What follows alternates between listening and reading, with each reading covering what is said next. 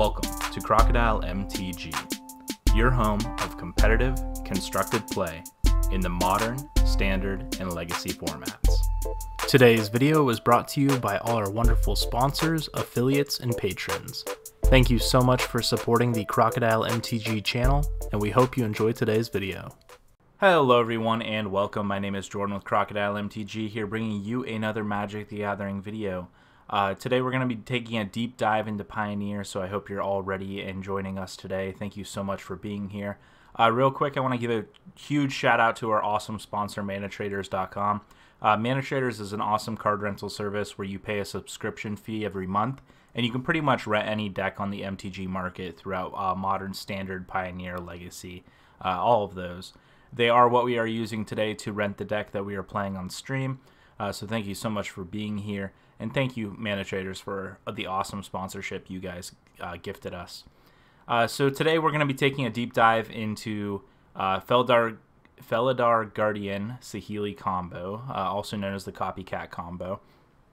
If you're unfamiliar with this, Felidar Guardian is the cat which says whenever it enters the battlefield, you may exile another target permanent you control, then return that card to the battlefield under its owner's control.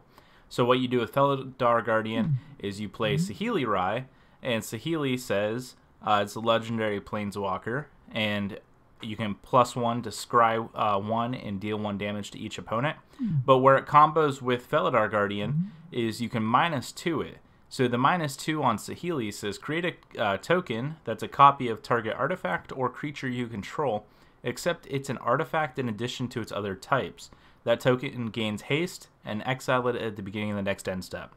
So what you do is you play Felidar Guardian, you play Saheeli Rai. Saheeli minuses on Felidar Guardian. Felidar Guardian creates a artifact token of Felidar Guardian. The token then can bounce Saheeli Rai, which resets the number of counters on Saheeli, sees her as a new planeswalker on the battlefield, and then you can -2 again on the Felidar Guardian to repeat the process. And you just repeat this process with a bunch of hasty 1/4s, and then you attack for a bunch of damage with the Felidar Guardian tokens. So in addition to the Saheeli combo is ultimately our win-all condition. We're trying to play a bunch of good cards around this package to, one, enhance our combo, make it as quick as we can. The other thing is we want to exhaust our opponent's resources, so when we do finally play the combo, they can't counter it or they can't really interact with it. They just basically lose. So to do that, we have Teferi Time Raveler as our first piece of interaction here. Teferi Time Raveler makes our opponent play at sorcery speed, so it's just a great tool to be able to use to just kind of stop our opponent's counter spells once it resolves. And then if Teferi sticks around on the battlefield, overall, it's a pretty impactful card. In addition, we have the new planeswalker from Throne of Eldraine. We have Oko Thief of Crown. Oko Thief of Crown, if you're playing any constructed Magic right now, Oko is taking over every format. Oko is just one of those really powerful residulant cards. First of all, it's a 3-mana planeswalker that ticks up to 6. You end up creating a food token with the +2 ability. Then also the +1. Basically, like any huge creature, for example, if our opponent were to play Ulamog or Emrakul, we could actually Oko Thief of Crowns it and make it a 3/3 elk. So if you haven't seen that already, the battlefield ends up being covered in a bunch of elks with its +1 ability. Also, if it comes down +2, creates an artifact food. The food is then can be turned into an elk and attack your opponent. You can also -5 Oko, and you can exchange control of target artifact or creature you control, and then target creature and opponent controls with power 3 or less. So for example, if our opponent has something like Felidar Guardian on the battlefield, but they don't have Saheeli Rai because they haven't comboed out yet, and we have the Saheeli Rai and we don't have the Felidar Guardian, and we play Oko and tick up to 5 and then create a food token. I'm sorry, tick up to 6 and create a food token. Then we can what we can do is then -5 the following turn, steal the Felidar Guardian, and combo off with our Saheeli Rai. Sorry, that was a little hard to follow. Maybe I shouldn't have used that example. But these are this is our Planeswalker package, which is just good incremental value and great at exhausting our opponent's resources, because our opponent's going to have to interact with these, or they're just not going to be able to interact with them. So in addition, we have some, I don't want to call them control element. We have some like tempo elements to it. Rogue Refiner is an awesome card from Kaladesh. Rogue Refiner, when it enters the battlefield, you get to draw a card and you get 2 energy. It's also a 3/2 body, which is really good against a lot of the just a lot of the field. A lot of the field has either under 3 toughness or 3 power is enough to just kind of kill and put enough pressure on our opponents. Plus being able to draw a card and getting 2 energy. The energy is not actually being used in this deck unless you're using it for Aether Hub, which is just kind of a mana fixer in this deck. So Rogue Refiner is just one of those good cards that draws you a card and is also a decent body to either pressure or block pretty well. Similarly, we have Reflector Mage here. Reflector Mage, when it enters the battlefield, it is from Zendikar. When it enters the battlefield, Reflector Mage, when Reflector Mage enters the battlefield, return target creature an opponent controls to its owner's hand. That creature's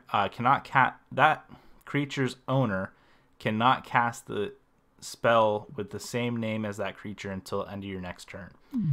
So if your opponent plays a Felidar Guardian and you follow up with a Reflector Mage reflects that Felidar Guardian. Your opponent then cannot play the Felidar Guardian on the following turn. They must wait a whole turn cycle to replay their card. Similarly, what are some other powerful cards in this format? Gilded Goose, I guess. Rogue Refiner. I'm just naming cards from our deck because, again, Pioneer's so new. I'm trying to think. Reflector Mage does work on Emrakul also. However, you don't really want to be bouncing that one back to your opponent's hand if you can help it. But if it's your only out, you can bounce Emrakul. Brazen Borrower is from Throne of Eldraine. It's the mythic that should not be a mythic. Petty Thief is the adventure side of the card. Return target non-land permanent to its owner's hand. And then you also have the flashing 3/1 that can only block creatures with flying. It also has flying itself. So it does have a decent body. The Petty Thief is a pretty okay effect where you can just kind of return something if you need to. So that's it for like our like tempo creatures. We have Heart of Kirin, which is really great at interacting with planeswalkers. What you can do with Heart of Kirin, it's a 4/4 flying vigilance vehicle. But it's a crew 3, so Rogue Refiner does also crew Heart of Kirin, I should note that. But you also may remove a loyalty counter from a planeswalker you control rather than paying Heart of Kirin's crew cost. And if you were to do that, then you have a 4/4 vigilance flying card. So what this does is, one, it utilizes our planeswalkers to crew it, or our Rogue Refiner if we have it. The Heart of Kirin, once it's crewed, you can attack with it on your turn if you want, for 4 damage. You can block with it if you want. And you can crew Heart of Kirin at any time. So if you have Teferi Time Raveler on the battlefield, you can crew Heart of Kirin at spots where it's beneficial. So if your opponent attacks, you can wait until the attackers are declared to activate Heart of Kirin, and then your opponent can't kill Heart of Kirin in response because they're no longer playing at sorcery speed if they were, where Teferi Time Raveler negates instant speed effects. Once Upon a Time is just an overall decent card. It's not really even a tryout. It's more of a just, hey, if we're in the later game, we're trying to find something in particular. Being able to look at the top 5 cards of your library and find that creature is pretty helpful at times. If you have an early game, it can help you find we call them mana dorks every now and again, but a mana ramp creature. So you have a turn 1 creature, turn 2 planeswalker. Which I'm getting into that in a minute, but Also, late game, if you have your Saheeli and you're trying to find your Felidar Guardian, you can Once Upon a Time for 2 mana probably if you already cast a bunch of spells. And then you can hopefully find that Felidar Guardian in the top 5 cards of your library. So yes, the goal of this deck, I kind of worked backwards. I started with kind of the top end of what we're actually doing and then kind of worked our way down. The goal is to, with all these 3 mana Planeswalkers, is to play a 3 mana Planeswalker on turn 2. And from turn 2 on, continuing to play those 3 mana Planeswalkers. So to help us do that, we have a pair of Lanamore Elves here. We have a trifecta of Elvish Mystics, and then we have a quadruplicate of Gilded Goose here. So Gilded Goose is the new rare card out of Throne of Eldraine. It's very similar to Birds of Paradise if you're familiar with that card in Modern. So Gilded Goose is flying, and whenever it enters the battlefield, create a food token, and then it can sacrifice food tokens to add 1 mana of any color to the mana pool, your mana pool. And it also has pay 1 and a green to create a food token. So this is pretty helpful with our mana fixing, since our mana is, we are playing a 4-color.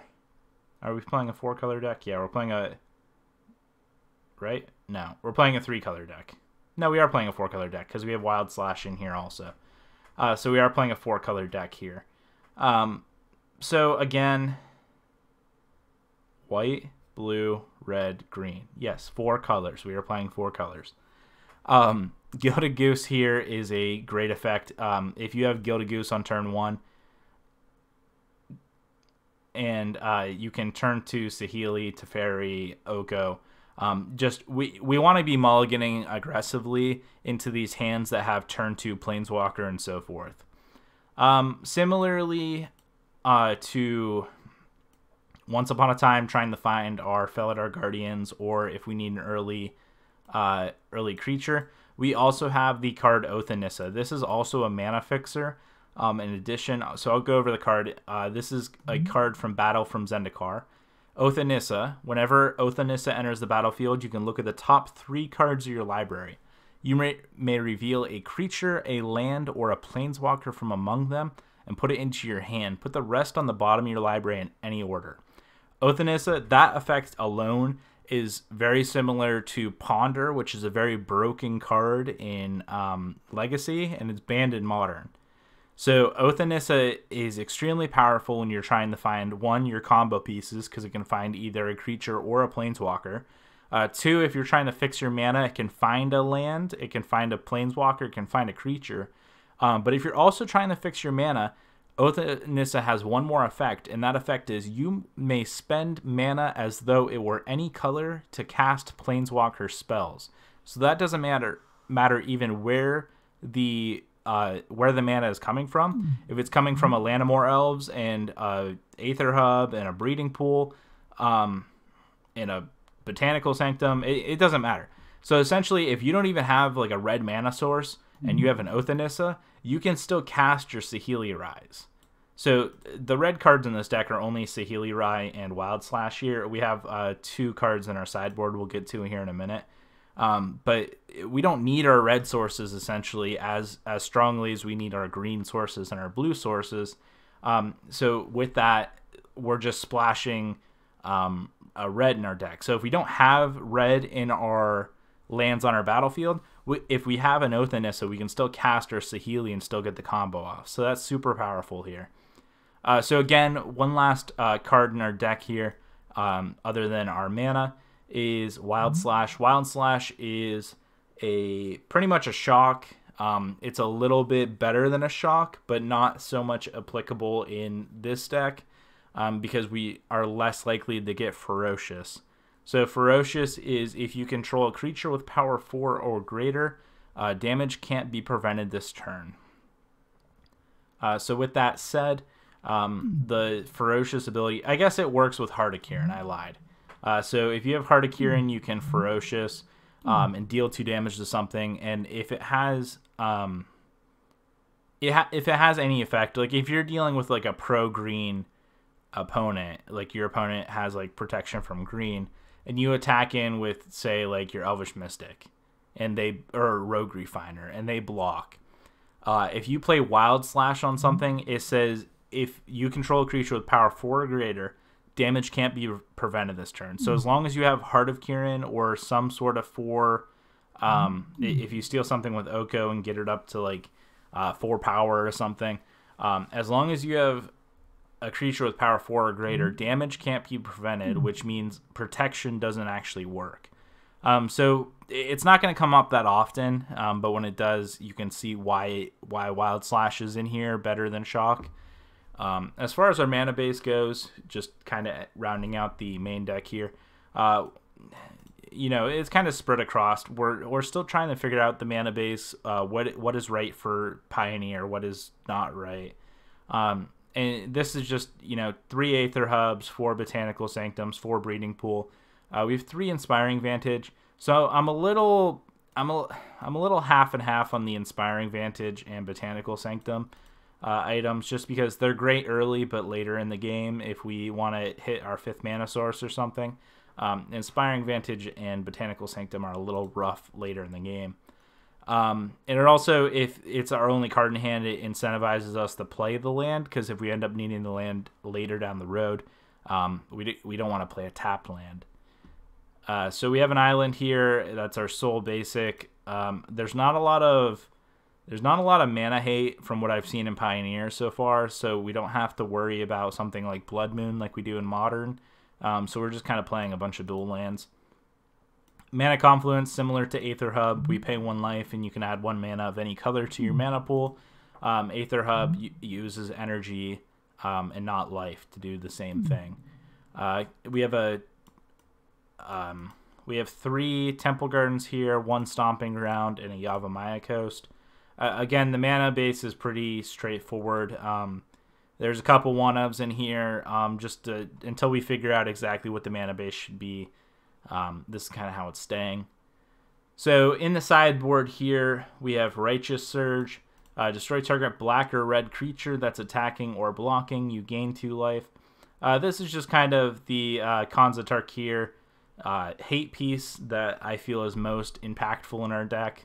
There's a lot of mono black and some Phoenix decks running around, and Righteousness. Also, with the gaining 2 life, there's some burn decks running around, so this is also helpful in those matchups.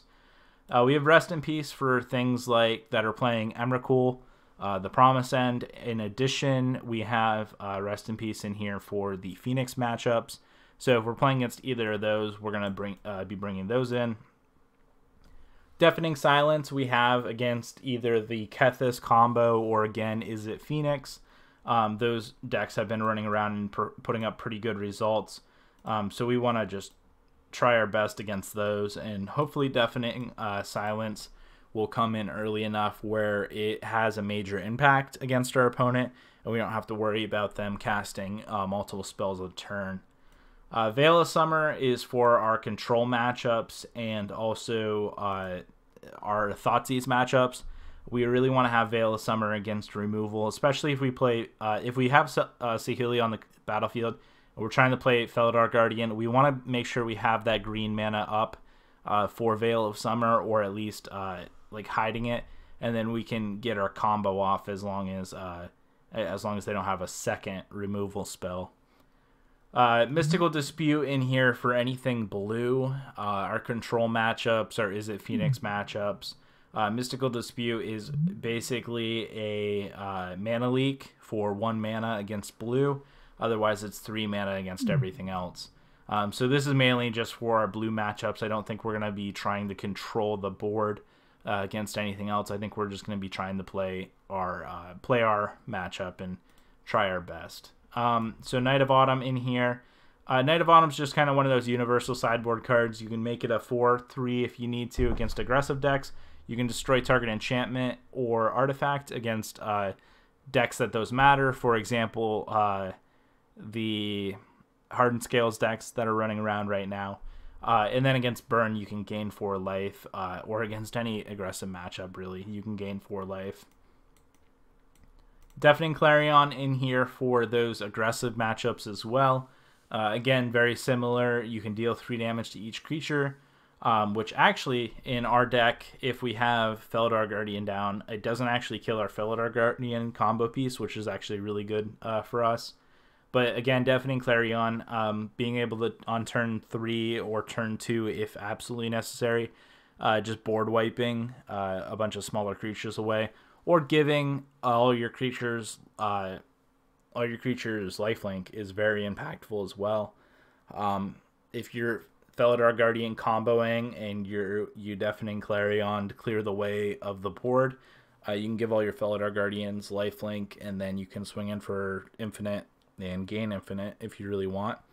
And last on our sideboard piece here is Sorceress Spyglass, and this is mainly a catch-all.